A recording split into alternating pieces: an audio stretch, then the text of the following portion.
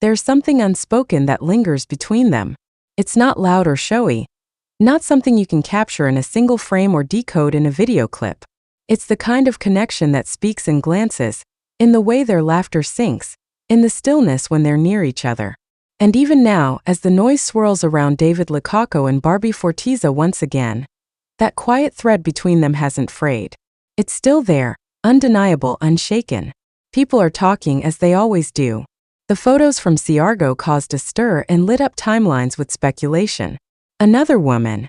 Another story. Another reason for fans to question what is and what isn't. But in all the chatter, something gets lost, something simpler, more human. That behind all the labels and expectations, they're just two people trying to live their lives.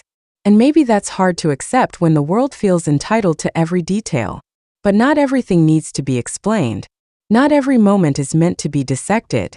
Sometimes what's real doesn't need defending. David has always carried himself with a certain calm, choosing silence over spectacle. Barbie, with her strength and softness, doesn't rush to feed the frenzy. That alone says more than words ever could. It's not indifference, it's maturity. A quiet way of guarding what matters.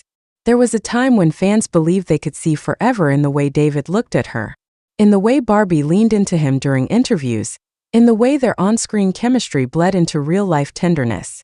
And maybe that was real. Maybe it still is. But love, if it's true, doesn't always need to be loud. Sometimes it's in the way two people still show up for each other, even when the world doubts them. It's easy to be swayed by gossip, to let a single image rewrite an entire story. But as someone once said, love isn't always about proving anything to the public. It's about knowing quietly in your own heart what feels right.